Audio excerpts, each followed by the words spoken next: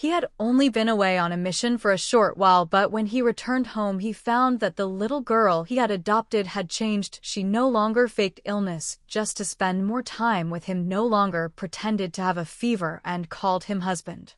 Instead, she now addressed him politely and distantly as uncle, a title she had never been willing to use before. She no longer dressed in stylish, revealing clothes, parading around in front of him like she used to. Instead, she now wore a faded school uniform, covering herself up tightly. He thought I had simply matured now that I had turned 18, but in reality I had been reborn. In my past life, I had managed to marry Ethan Carter, but after 50 years of hard work and devotion, when he passed away, I saw the photo he had left behind.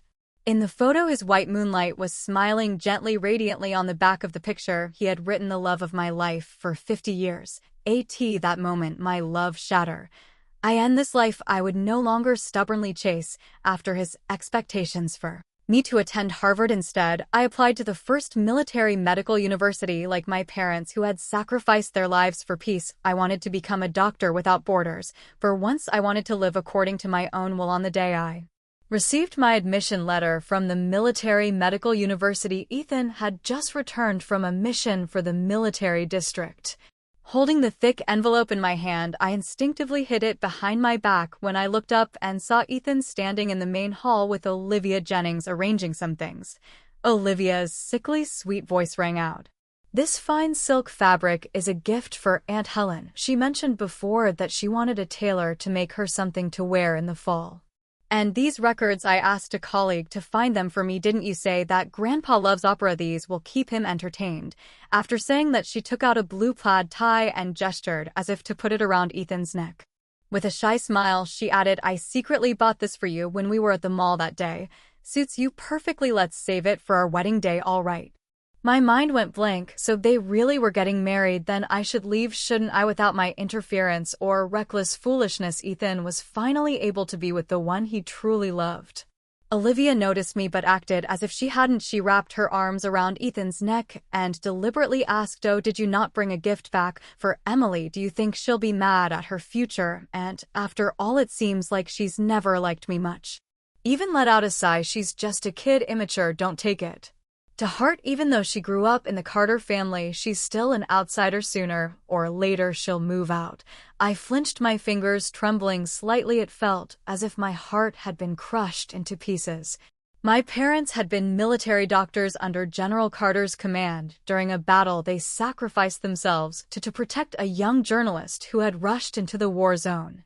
Seeing that I had no one left, General Carter took pity on me and adopted me. I was 7 years old then. Ethan was 17. As a child, he always comforted me, telling me to treat this place as my home, to see him as family, but now I had become an outsider.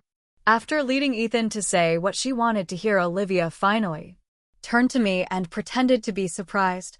"Oh, Emily, you're back." She walked over and grabbed my hand. Her sharp nails dug into my skin ever so slightly without drawing attention. "Don't take what we just said too seriously, okay? Ethan still cares about you. It just that during our last mission at the military base, you really went too far. He's still angry, so he just said those things in the heat of the moment." I end my past life when I found out that Ethan was taking Olivia with him to the military district for a mission. I was devastated because he had promised me that he would take me instead. But after I confessed my feelings to him, he stopped indulging my childish demands. He even pointed at my nose and scolded me for being shameless. He withdrew all his sadism toward me and chose to bring Olivia along instead. Olivia had even deliberately asked me, "Emily, why do you look so unhappy? Ethan and I are going for official business. I know you don't like me, but you should prioritize the bigger picture. You need to learn to differentiate what's important." Ethan, still angry, had coldly reprimanded me. "Olivia is a military news reporter. Journalists are required to document the mission. If I don't bring her, who else should I bring? Stop letting your childish thoughts interfere with our work." After they returned from the military base, they officially became a couple. To make sure I gave up completely, Ethan deliberately displayed his affection for Olivia in front of me. But this time I didn't lock myself in my room crying until my eyes were swollen. I didn't throw a tantrum or make a fool of myself in a desperate attempt to stop Ethan from getting married. I simply smiled and asked, "So you two are getting married?" Ethan frowned and asked coldly, What if I'm warning you, don't try to pull anything. Olivia is going to be your aunt from now on. She'll be the future lady of the Carter family. You better know your place. Otherwise, I won't hesitate to send you to the capital to live with Grandpa." Before he could finish his sentence, I interrupted him. "Congratulations, Uncle." Ethan froze. In the past, I had never been willing to call him Uncle, but now I finally accepted it. Ethan seemed momentarily unsettled by my response. Olivia quickly picked up on the shift in atmosphere between us. A fleeting look of unwillingness flashed across her calculating expression, but she quickly regained her composure and stepped forward with a light, easy smile. "Emily, I brought you something," she said. "E and I are getting married soon, so we've been clearing out a lot of things at home. Consider this my gift to you as your future sister-in-law." She handed me a large box. When I opened it, I found it filled with old clothes. This wasn't new. Olivia always did this. Any clothes, shoes, or accessories she no longer wanted, she would pass down to me. In the past, Ethan had at least made an effort to buy me new clothes, dressing me up like a little princess. But now I was only worthy of his castos. Olivia smiled, as if she were being generous. "I treat you like family. There's no need to waste money on new things when these are still perfectly fine. Look, this trench coat, I bought it when I went to the mountains for an interview. The style might be a bit outdated and there's a small tear from when it got caught on something, but if you stitch it up it'll be good as new. And the skirt, a tailor made it for me. It's one of a kind. It has a little stain, but that doesn't matter, does it? You're just a kid, no need to be so particular." Finally, she dug through the box and pulled out half a melted lipstick. Pressing her lips together in a smile, she added, "Ethan mentioned you like makeup. I had a colleague bring this back from overseas for me. I've barely used it. So you can have." Ethan shot me a disapproving look. "Doesn't suit you," he muttered. I let out a bitter laugh. People always said Ethan and Olivia were a perfect match, talented and beautiful, a couple made in heaven, and yet I couldn't accept it. I had one thought, that if I wore Olivia's old clothes and put on a mature woman's makeup, maybe Ethan would look at me differently. But in his eyes, I had only ever been an imitation, a cheap and laughable copy. This time, I didn't fight it. I smiled naturally and said, "Thank you, and Lion, thank you, Olivia, but I'm still a student, and these things don't really suit me. You should keep them for yourselves." It was only then that they finally noticed the change in me. I was no longer wearing clothes that didn't match my age, no longer covering my face in poorly applied makeup to seem older. Instead, I had put on my school uniform. The same uniform I had once hated for being too plain and childish, the same one that now wrapped me up completely. East's expression softened slightly. "It's good that you're finally acting your age," he said. I took a deep breath. "Do you need anything else for me, Uncle Ethan?" "Olivia, if not, I'd like to go back to my room and rest." They had no reason to stop me. I turned and left, leaving them behind. That evening, Ethan and Olivia went out to order their wedding attire and cakes. It wasn't until late at night that I saw the headlights of his old military jeeps flicker outside the house. I had already eaten dinner alone. Sitting in my room, I quietly packed my things. When I looked up, I found Ethan standing at the doorway. I didn't know how long he had been there. His gaze drifted to the thick envelope sitting on my desk, his expression shifting ever so slightly. "Is that your admission letter from Harvard?" he asked. Ethan had always wanted me to apply to Harvard. He believed I should attend the best university, receive the best education. In my previous life, I had done everything to meet his expectations. I had studied endlessly, pushing myself to exhaustion, and finally I had gotten in. I had followed his wishes step by step, hoping it would bring me closer to him. But even then, I had never truly won his heart. In this life, I had chosen a different path, but I didn't tell him the truth. I simply nodded and said yes. It arrived yesterday, for the first time in a long while. Ethan smiled. "You should go to the capital and tell Grandpa the good news. Since Olivia and I are busy preparing for the wedding, we won't have time to look after you." I gave a quiet nod. "All right." The military medical university started its semester earlier than most schools. I had been wondering how I would slip away without him noticing. But since he was sending me away himself, I no longer needed an excuse. Ihan hesitated for a moment before asking, "Do you need me to assign a security officer to take you there?" I shook my head. "No need." "Then go to the train station tomorrow by yourself. Olivia and I will be visiting an old commander. Oh, and one more thing. After Olivia and I get married, we plan to convert your room into a nursery. I'll have a guest room downstairs set up for you. Make sure to pack up all your belongings before you leave. The next day Ethan was gone by the time I woke up. I finished packing my bags, then took one last look around my room.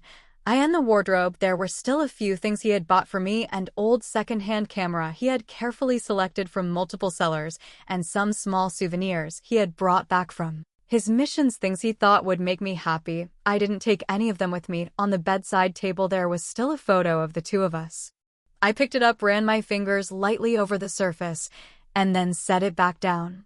After all, from now on they would be a happy family of 3.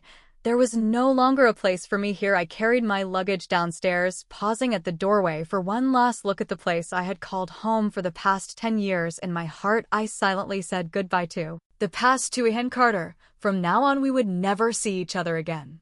I had only been at university for a week when Ethan showed up. I had known he would find out sooner or later. After all, Grandpa Carter was in the capital while my school was in the Northwest. The student roster of the Military Medical University was shared with the military. Given the Carter family's deep connections, there was no way they wouldn't uncover the truth. That day I was carrying a thermos on my way to the boiler room to get hot water when Ethan's military jeep pulled up in front of me. The moment he stepped out, he immediately confronted me. "Who told you to apply to the Military Medical University? Didn't I tell you to apply to Harvard?" Trailing behind him was Olivia Jennings, clinging to his arm as she added in a deliberately sweet but sharp voice, "Emily here being so immature, Ethan, and I went through so much trouble to plan a future for you. If you resent us, fine, but how could you gamble with your own future?" I met Ethan's gaze steadily and said, "I'm not gambling with my future. This is what I want to do." But he didn't care about what I wanted. He spoke in the same commanding tone he always used, as if his word was final. "Where's your dorm? Pack your things and withdraw from school. You can retake the entrance exam next year." Hearing those words again brought back memories of my past life. I had spent countless nights studying under dim lights, pushing myself to the brink of collapse just for a few words of approval from him. Now, standing here, I felt nothing but exhaustion. When I saw the security officer heading toward my dormitory, I instinctively stepped forward to block his way. For the first time, I called Ethan by his full name. "Ethan Carter," I said, looking directly at him. "What right do you have to interfere in my life? Are you speaking as an outsider and uncle in name only, whereas the man I once foolishly loved?" The moment those words left my mouth, the unspoken tension between us finally broke. Ethan's face darkened, his fury barely contained. In his anger, he slapped me across the face. A ringing sound echoed in my ears. But my mind had never been clear. That slap, considerate repayment for the years he had raised me. From now on, we owe each other nothing. He seemed to realize what he had done. He looked down in his own hand as if in disbelief, and for the first time he lowered his head and murmured, "I'm sorry, Emily. But I was doing this for your own good. Isn't it better for you to attend the top university?" A mocking smile tugged at the corner of my lips. "And oh, it's not because I am Emily Carter. I have my own dreams, my own path to follow. I don't want to live according to your expectations anymore." Ethan's frustration boiled over. He scoffed, his voice laced with disbelief. "Expectations? Haven't I always made your choices for you? What expectations could you possibly have of your own?" And there it was, because everything in my life had been dictated by Ethan. I had once believed he was my whole world. I had lived solely for him, blindly chasing after him. I had thought that as long as I kept trying, he would one day see me. But now that I had stepped away from the Carter family, chosen the Military Medical University, and broadened my horizons, I realized Ethan was just another person in this vast world. And I had countless other choices beyond simply becoming Mrs. Carter. I let out a light laugh. My gaze is unwavering. "So tell me, Ethan, in what capacity do you think you have the right to interfere in my life?" His expression hardened, his jaw tightening. "I've made my decision. If my parents were still alive, they would support me. I have my own future, and I will pursue my dreams here. I will build my own life, my own career. I might even find someone who will walk by my side for the rest of my life. I've grown up, Ethan. I'm not that little girl who followed you around anymore, and I'm certainly not your puppet." As we spoke, a few male students jogged past us. They were fresh-faced, energetic, dressed in athletic uniforms from their morning training point. One of them waved at me, flashing a bright smile. Heaton's expression and twisted with something unreadable. He had probably never considered the possibility that one day I would leave him behind, that one day I would be standing beside another man holding someone else's hand, becoming someone else's wife. I curved my lips into a faint smile. Uncle Ethan, aren't you getting married soon? Then let me wish you and the one you truly love a lifetime of happiness. A wedding requires a lot of preparation. You should be focusing on that, not on an outsider, like me, someone with no blood ties to your family. I paused for a moment before continuing. I heard the wedding is scheduled for next month. University coursework is demanding, and I won't have time. I won't be attending your wedding. Ethan said nothing, but his expression darkened. Unexpectedly, something went wrong at Ethan and Olivia's wedding, and I was involved. I had only been enrolled at the military medical university for less than a month when an article in the newspaper threw me into a public controversy. On the front page was a large gray, black, and white photo of an elderly man in his 60s kneeling on the ground, his face twisted and desperation. He was clutching the hand of a young female military doctor, begging for help, and that young military doctor was me. The headline read, "Elderly man suffers medical emergency, begs young military doctor for help. Heartless soldier ignores his PLE," and beneath it the byline credited the reporter Olivia Jennings. But that wasn't what had actually happened. The military medical university operated under a strict closed campus system. Students were only allowed out once a month for a single day to buy necessities. That day I had been at a department store near campus when I encountered the elderly man. His wife had suddenly collapsed due to a cerebral hemorrhage, but I was just a first-year student, barely trained and completely unqualified to handle a medical emergency of that scale. The only thing I could do was rush back to school to get help. Fortunately, I ran into one of the professors at the school gates. Thanks to his intervention, we were able to get the elderly woman to the hospital in time to save her life. The man had knelt before me not to beg for help, but to thank me, and yet he had only been on the ground for 2 seconds before we pulled him back up. Somehow in those 2 seconds, a reporter had captured the moment, twisted the story, and turned it into a nationwide scandal. Emily, we understand your situation, and we believe in your character and dedication to serving the people, my instructor said. But the impact of this article has been terrible. Many readers have sent letters demanding that the school take action against you. The university needs you to provide an explanation as soon as possible. I took a deep breath, staring at the name beneath a headline. Don't worry, Professor, I'll handle this. The next time I saw Ethan and Olivia was when they came to the Capitol to meet Granda Carter and finalize the wedding arrangements. I walked straight up to Olivia and slammed the newspaper down in front of her, along with statements from the elderly couple and my professor clearing my name. Olivia's face stiffened, but she quickly forced a smile. Oh, Emily, I'm so sorry. I didn't know you were the person in the photo. The picture was taken by one of my colleagues. I was just following his notes. When I wrote the article, I raised an eyebrow. Even strangers managed to figure out who I was from that blurry photo. And yet you, someone who knows me well, want me to believe you had no idea. Do you really think that excuse works? She opened her mouth to say something, but I cut her off. I asked, this what your newspaper does, printing falsehoods without verifying the truth first? You journalists just sit in your offices making up stories instead of investigating. Her face flushed with anger. Do you even know my credentials? Do you know my standing in the journalism world? And you, a mere student without even a diploma, dared to question me. I let out a cold chuckle and stepped closer, watching the unease flicker across her face. Ethan once told me you were an exceptional woman, someone so outstanding that he forced me to retake my exams just so I could follow your path. But now I see that you're nothing special after all. Not only have you insulted my honor as a soldier, but you've also disgraced your profession as a journalist.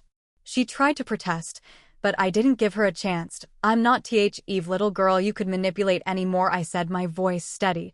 Do you even understand the consequences of fabricating a story about a soldier? Do you know how serious of a crime it is to incite hostility between the military and civilians? If you don't want to end up in prison, you'd better write a traction and issue a public apology. Otherwise, be prepared for what comes next. Olivia's eyes reddened, her lips trembling as she whispered, the news cycle will move on soon. This is just a small issue. It will all blow over in time. If I retract my article now, it will ruin my career. Just then Ethan, who had remained silent, finally stepped forward, his face dark with displeasure. For a moment I thought that as a fellow soldier he would stand by my side, that he would at least acknowledge my anger and support me in clearing my name. But instead he frowned and said the article was an Olivia's fault. She was misled by a colleague. Why are you making such a big deal out of this? Olivia has worked hard to reach where she is to. Are you really going to destroy her career over something so trivial? I felt my breath hitch, my chest tightening as tears stunned my eyes. I wasn't sure whether I was more angry or disappointed, maybe both. I clenched my fists and forced my voice to stay steady. And what about me, Ethan? What about my future? I worked so hard to get into the military medical university. This isn't just my dream, it's my parents' legacy. And yet, because of a few careless words from her, my reputation has been completely ruined. Does that mean nothing to you? You can't even guarantee your own degree. Ethan stared at me for a long moment before finally speaking again. It would be even better if he just withdrew from the military medical university. If you retake the exams next year, you can still apply to Harvard. The words had barely left his mouth when a loud slap cut through the air. The entire room fell into stunned silence. Even I was momentarily frozen by my own action. Ethan's face bore the clear imprint of my palm, a bright red mark against his skin. He fed his brows, staring at me in disbelief, as if he couldn't process what had just happened. It was Olivia who reacted first. She rushed forward, her voice shrill. Emily, what are you doing? I know you're upset about my marriage to Ethan, and now that you finally found something to use against me, you must be eager to step on me, right? But Ethan is your elder. The Carter family raised you. How could you treat him like this? I let out a cold, mocking laugh. Do I owe the Carter family? I already repaid that debt in my past life, 50 years of devotion, only to be cast aside. And let's not forget my parents saved countless lives on the battlefield, including members of the Carter family. General Carter took me in not out of kindness, but out of gratitude and guilt. If anything, it's your family that owes mine. I turned my gaze back to Ethan. Olivia, you're wrong. Maybe I did love Ethan before, but not anymore after what he just said. All I feel is disgusted. The same way I feel about you. Even Hand's eyes flickered slightly. I could see the tension in his expression as I continued, my voice steady. 10 years of love and resentment. Let's call it even today. From now on, Ethan, you and I are nothing to each other. The moment I turned to leave, Ethan instinctively grabbed my arm as if he wanted to say something, but before he could get a word out, I yanked my arm free. I gathered the necessary evidence and, in coordination with the university, submitted an official complaint to the newspaper's leadership. They took the issue seriously, immediately retracting Olivia's article and publishing a week-long apology in the paper. Olivia faced severe disciplinary action because of the scandal's widespread damage and its impact on civilian-military relations. Her journalist credentials were revoked. When General Carter found out about the incident Friday, he firmly opposed Ethan and Olivia's wedding. I later heard that the day I left the Carter family, General Carter had just returned home, only to beat Ethan so severely with a belt that his skin was bruised and torn, and just like that, he and I were completely severed from each other. After 12 months, war broke out. Ethan was critically wounded with the worsening battle conditions on the front lines. Students from the military medical university were deployed to the field hospitals. While we weren't experienced enough to perform major surgeries, we could still assist with basic wound care and bandaging. Rumors spread quickly. I overheard someone say, I heard General Carter lost a leg in an explosion. They couldn't stop the bleeding when he was brought in. Some of my classmates who knew my history with Ethan hesitated before approaching me. Emily, do you want to go check on General Carter? I continued, wrapping a soldier's wound, my expression unreadable. I don't have time. That's the critical injury ward. We wouldn't be of any use there. I end my past life. When I heard Ethan had gone to war, I had been reckless and impulsive. Still a university student at the time, I had rushed to find him without a second thought. On the battlefield, a grenade had exploded between us. My ears had gone deaf from the blast. Ethan, feeling responsible for what had happened, had been forced into marriage with me under General Carter's pressure. Meanwhile, Olivia, after waiting for him for years without results, had finally given up and left a country with a foreign man. Back then I had thought that without my interference, without my desperate, foolish love, I end this life. Even Han should have been able to be with the one he truly loved, his white moonlight, but after all the twists and turns, this was the ending he was left with. I saw him again 2 months later. By then his condition had improved significantly, and he had been transferred to a regular hospital room for recovery. However, his left leg had been amputated. He could never serve as a soldier again. This lost at him heart. For days he lashed out at everyone. The hospital staff avoided his room whenever possible, terrified of upsetting him. No one dared to leave anything near his bedside, let alone linger for too long. That day, it was finally my turn to care for him. The moment I stepped into the room, Ethan froze. His face was pale, his lips trembling slightly. I acted as if I didn't know him. I went through the standard procedure, changing his bandages, treat his wounds, completing my task with clinical precision. When I was done, I turned to leave without a single word. Emily, he called my name. I stopped through the mask covering my face. Only my cold gaze was visible as I turned back to look at him. A bitter chuckle escaped his lips. You've changed so much. I had changed after joining the military medical university. Following in my parents' footsteps, I had come to truly understand what I wanted to grasp, who I was meant to be. Every day I faced life and death. I had crawled through the wreckage of war, survived him, its gunfire and bloodshed. I was no longer the little girl who hid behind him, who saw nothing beyond love, who only had eyes for him. I looked at him calmly. Do you need anything else? I have other patients to tend to. His voice was hoarse, filled with exhaustion. Emily, do you still refuse to forgive me? Ethan was wrong, because in the world of adults, forgiveness didn't matter. I had simply grown up. I had come to understand so many things, but there was still something I couldn't figure out. The battlefield in my past life had never been this brutal. What had changed? Where had things gone wrong? The answer came soon enough. The military issued a statement revealing the truth behind this war. Our army had suffered such heavy losses because someone had leaked classified military intelligence, and among the names on the list of traitors was Olivia Jennings, along with several of her colleagues. Everything suddenly made sense. Olivia had used her role as a journalist to get close to the Carter family, to Ethan, to gather military secrets.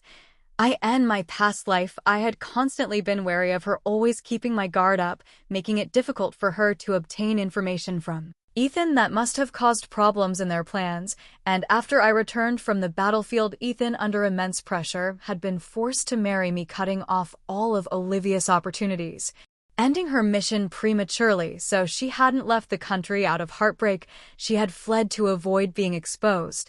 And yet the most ridiculous part of it all, Ethan had spent his entire life longing for her, cherishing her memory, even writing a book in her honor.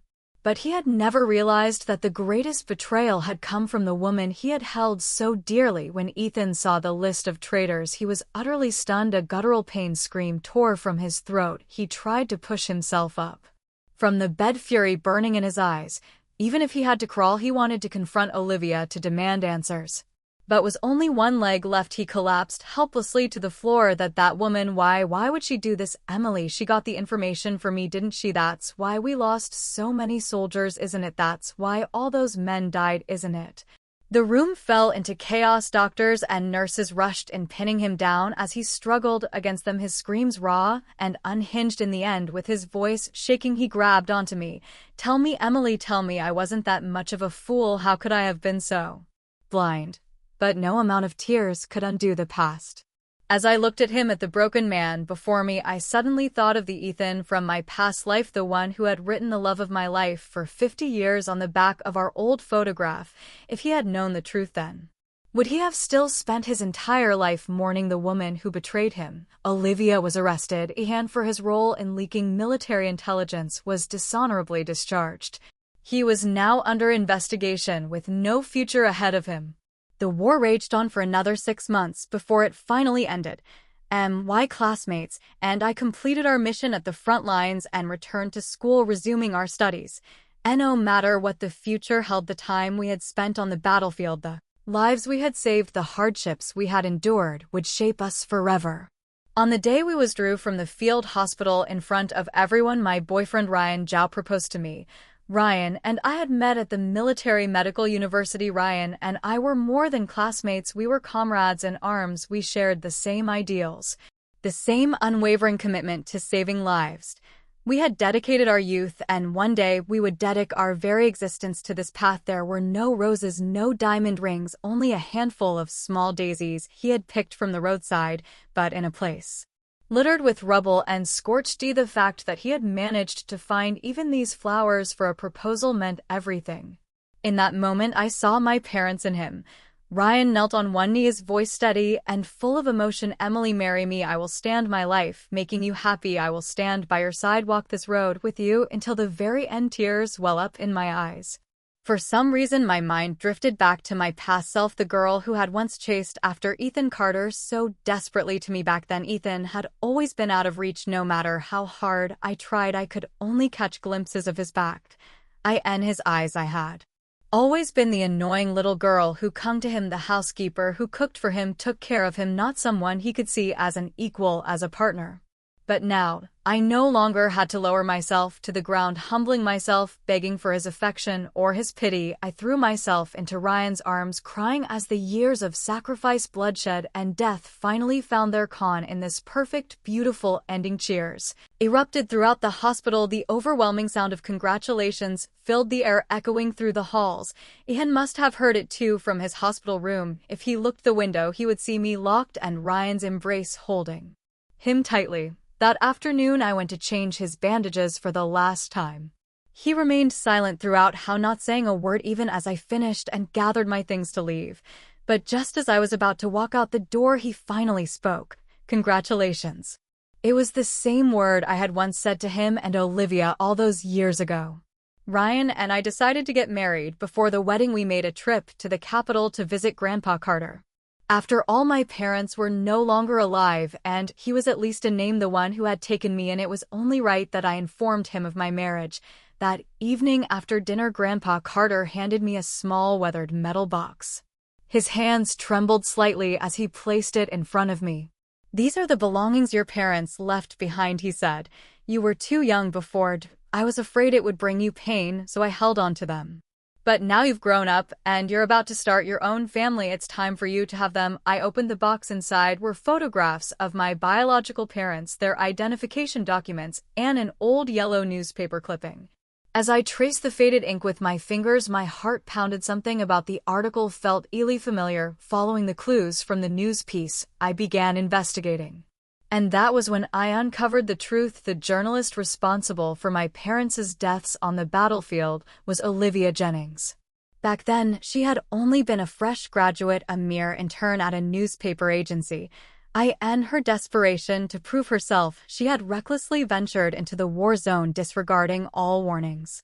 She had leaked to pass the safety perimeter, determined to capture the perfect frontline photograph, and because of that, an accident had occurred at the time. Because she was still a student, the military had secretly protected her, covering up her involvement. She had graduated unscathed, her reckless mistake buried. From there, she had risen in the journalism world, wielding her pen like a weapon, crafting her own legacy. When Grandpa Carter learned the truth, his expression darkened with disgust. "No wonder I disliked her from the first moment I met her," he muttered. "There was always something off about her. Ethan was a fool to be blinded by her."